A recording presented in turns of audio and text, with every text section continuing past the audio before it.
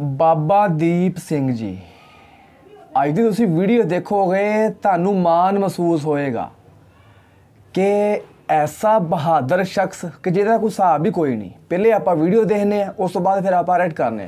WhatsApp होंगे, Instagram होंगे, Facebook होंगे। फेसबुक जो मेरे पेज में लाइक करो, WhatsApp तो मैंने मजीद इदां दी वीडियो सेंड करो। 100 वीडियो स्टार्ट करिए। पंजाब की धरती से ना जाने कितने वीर योद्धाओं ने जन्म लिया। इन वीर योद्धाओं की कहानियां सुनकर रोंगटे खड़े हो जाते हैं। ऐसे ही एक वीर योद्धा और महापुरुष की कहानी हम आपको बताने जा रहे हैं, जो अपना शीश कटने के बाद भी मुगलों से लड़ते रहे थे। इस वीर योद्धा का नाम है बाबा दीप सिंह जी। बाबा दीप सिंह जी की वीर गाथा सुनने के बाद उन्हें नमन करने का मन करता है।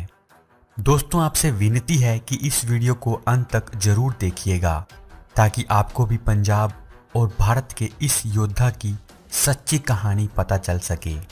बाबा दीप सिंह जी का जन्म 26 जनवरी 1682 को अमृतसर में हुआ था। बाबा दीप सिंह जी के पिता का नाम भाई भगतू और माता का नाम जियोनी था। उनके पिताजी खेतीबाड़ी किया करते थे और वाहेगुरु जी की मेहर से उनके घर किसी चीज की कोई कमी नहीं थी। लेकिन उनके घर कोई पुत्र नहीं था, जिसके लिए भाई भगतू और माता जियोनी जी हमेशा रब से एक पुत्र की दात मांगा करते थे। कुछ समय बाद उनकी भेंट एक संत जी से हुई, जिन्होंने उन्हें आशीर्वाद दिया कि उनके घर एक बहुत वीर और गुणवान पुत्र होगा, जिसका नाम वो दीप रखें। इस तरह कुछ समय बाद बाबा दीप सिंह जी का जन्म हुआ। सिख इतिहास में सिख गुरु साहिबानों के बाद दो योद्धाओं को सबसे ज्यादा सम्मान दिया जाता है। वो थे बाबा दीप सिंह जी और बाबा बंदा सिंह बहादुर जी, जिन्होंने अपने पंथ के लिए शहादत दे दी और आगे आने वाली पीढ़ियों को पंथ के लिए मर मिटने की प्रेरणा दी। बाबा दीप सिंह जी सिखों के सबसे पुराने धार्मिक स्कूल दमदमी टकसाल के पहले प्रमुख थे।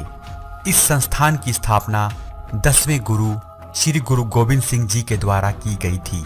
बाबा दीप सिंह जी जब 12 वर्ष के थे तो एक बार उनके माता पिता उन्हें आनंदपुर साहिब ले आए। यहाँ बाबा दीप सिंह जी ने गुरु गोविंद सिंह जी के दर्शन किए और आनंदपुर साहिब में सेवा करने लगे। जब बाबा दीप सिंह जी अपने माता पिता के साथ वापस जाने लगे तो श्री गुरु गोविंद सिंह जी ने दीप सिंह जी को वहीं छोड़कर जाने को कहा। बाबा दीप सिंह जी के माता पिता मान गए और अपने प्यारे लाल को वहीं छोड़कर चले गए। आनंदपुर साहिब में बाबा दीप सिंह जी ने अपने गुरु जी से ज्ञान प्राप्त किया और साथ ही घुड़सवारी, तीर अंदाजी और गतका चलाने की शिक्षा भी हासिल की। 18 साल की उम्र में बाबा दीप सिंह जी ने अमृत छका और अपने पंथ की रक्षा करने की शपथ ली। इसके बाद बाबा दीप सिंह जी अपने गुरु जी के हुक्म अनुसार वापस अपने गांव पहुविंड अपने माता पिता के पास आ गए। 1702 में बाबा दीप सिंह जी का विवाह हो गया। इसके बाद 1705 में गुरु गोविंद सिंह जी के आशीर्वाद से वो गुरुद्वारा दमदमा साहिब की संभाल करने लग गए। गुरु गोविंद सिंह जी ने कुछ विशेष कार्यों के लिए उन्हें अपने से दूर रखा था। एक दिन बाबा दीप सिंह जी को पता चला कि गुरु गोविंद सिंह जी ने आनंदपुर साहिब का किला छोड़ दिया है और उनके साथ उनकी माता गुजरी और चारों साहिबजादों को भी किले को छोड़ना पड़ा। तब बाबा जी गुरु गोविंद सिंह जी से मिलने के लिए निकल पड़े। इसके बाद दीप सिंह और गुरु गोविंद सिंह जी की मुलाकात तलवंडी में दमदमा साहिब में हुई। गुरु जी से मिलने पर दीप सिंह जी को पता चला कि गुरु जी के दोनों बड़े साहिबजादे अजीत सिंह और जुझार सिंह चमकौर की लड़ाई में शहीद हो गए हैं और दोनों छोटे साहिबजादे जोरावर सिंह और फतेह सिंह को सरहंद के नवाब वजीर खान ने दीवार में चिनवाकर कत्ल कर दिया। अपने चार पुत्र खोकर और अपने पूरे परिवार को खोने के बाद भी गुरु गोविंद सिंह जी शांत थे, क्योंकि उन्हें आगे आने वाली पीढ़ियों के लिए उस ग्रंथ की रचना करनी थी जिसे आज पूरा सिख समाज गुरु ग्रंथ साहिब के नाम से जानता है। गुरु गोविंद सिंह जी ने पूरे ग्रंथ साहिब का पाठ किया और बाबा दीप सिंह जी ने उसे अपने हाथों से लिखा। गुरु गोविंद सिंह जी ने गुरु ग्रंथ साहिब को पूरा करने की जिम्मेवारी बाबा दीप सिंह जी को दी। कुछ सालों में बाबा दीप सिंह जी ने अपने हाथों से गुरु ग्रंथ साहिब की 4 और प्रतिलिपियां लिखी। गुरु ग्रंथ साहिब की इन 4 प्रतिलिपियों को श्री अकाल तख्त साहिब, श्री तख्त पटना साहिब, श्री तख्त हजूर साहिब और श्री तख्त अनंतपुर साहिब भेजा गया। 1706 में बहादुर शाह के साथ दक्कन जाने से पहले गुरु जी ने बाबा दीप सिंह को दमदमा साहिब का प्रमुख बना दिया और भाई मनी सिंह को अमृतसर में हरमिंदर साहब में संगतों के पास भेज दिया। बाबा दीप सिंह जी दमदमा साहिब में रहकर सिख धर्म का प्रचार करने लगे। वो भजन की छोटी छोटी पुस्तकें, जिन्हें गुटका कहा जाता है, वो लिखकर सिख संगत में बांटते रहे। उधर श्री गुरु गोविंद सिंह जी ने पंजाब की आज़ादी और जुल्म के खात्मे के लिए बाबा बंदा सिंह बहादुर को जत्थेदार नियुक्त किया और स्वर्ग की यात्रा पर चल पड़े। बाबा दीप सिंह बाबा बंदा सिंह बहादुर के साथ मिलकर सरहंद की लड़ाई लड़े और दोनों छोटे साहिबजादों के कत्ल का बदला लिया। इस लड़ाई में जुल्म का पर्याय बन चुका वजीर खान मारा गया। इसके बाद दीप सिंह ने बहुत सी लड़ाइयां लड़ी और उन्हें बाबा दीप सिंह जी कहा जाने लगा। वो शहीद जत्थे के मुखिया बने। इस जत्थे ने बहुत सी लड़ाइयां लड़ी और जीती। जुल्म करने वाले लोगों में इस जत्थे का खौफ था। कमजोरों और मजलूमों की ये जत्था मदद करता था। इस जत्थे की पहुंच बहुत दूर दूर तक हो गई थी, पर बाबा दीप सिंह जी तलवंडी साबो में ही रहे। 1755-56 में अहमद शाह अब्दाली ने भारत पर आक्रमण किया। इस आक्रमण में उसने भारत में बहुत लूट मचाई। उसने दिल्ली, आगरा और मथुरा तक लोगों को लूटा। इस लूट के बाद उसने बहुत सी लड़कियों और महिलाओं को बंदी बना लिया, जिन्हें अब्दाली दासों के बाजार में बेच देना चाहता था। अब्दाली धन और इन स्त्रियों को अपने साथ लेकर पंजाब से गुजरने वाला था।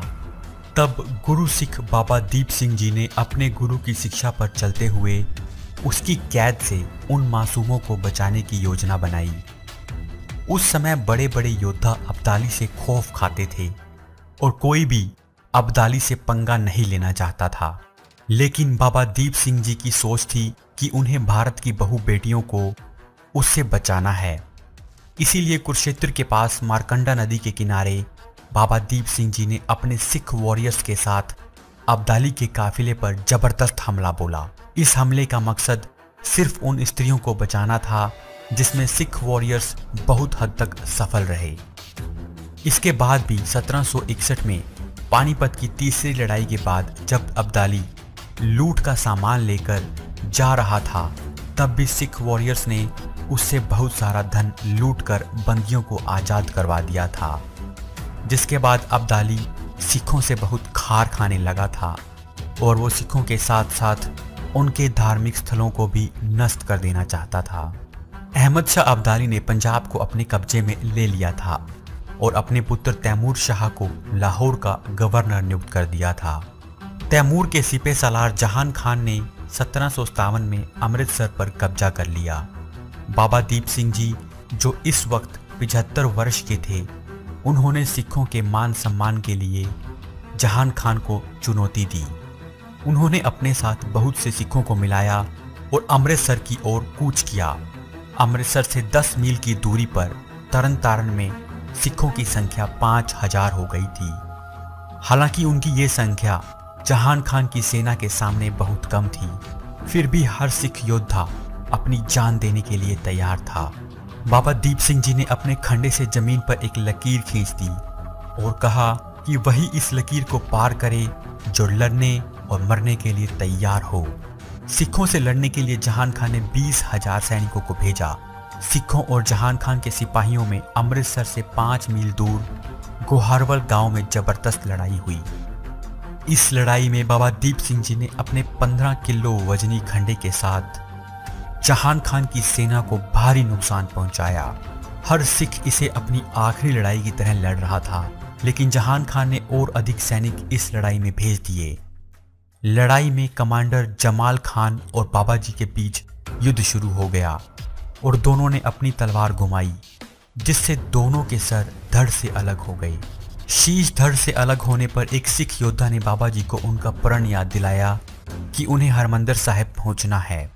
इसके बाद बाबा जी ने अपना शीश अपनी तली पर रख लिया और एक हाथ से खंडा चलाते हुए हरमंदिर साहिब की ओर चल दिए। इस हैरान कर देने वाले दृश्य और बाबा दीप सिंह जी की बहादुरी को देख मुगल सैनिक भाग खड़े हुए। बाबा जी ने हरमंदिर साहिब पहुंचकर अपना सर परिक्रमा में चढ़ा दिया और प्राण त्याग दिए। सिखों ने यह लड़ाई जीत ली और बाबा दीप सिंह जी का नाम इतिहास में अमर हो गया। बाबा दीप सिंह जी का अदम्य साहस और उनकी सच्ची भक्ति आने वाली पीढ़ियों को शिक्षा देती रहेगी। दोस्तों, अगर आपको भी ये कहानी प्रेरणा देती है तो इस वीडियो को ज़्यादा से ज़्यादा शेयर करें।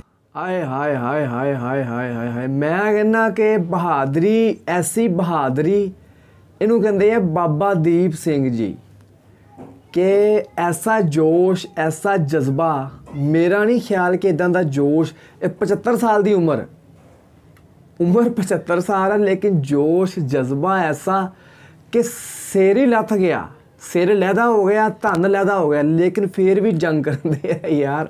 ऐसी बहादरी की मिसाल मेरा नहीं ख्याल कि किते पासे होर भी किते पासे मिलती। खुद बड़ी अच्छी लगी गल कि वो इन्ने ज़्यादा बहादुर सी कि 4000 उन्हां दी फौज सी ते 20000 दे नाल लड़ पे और उन्हां दी जित भी उन्हां दी होई जिहड़ी 4000 सी।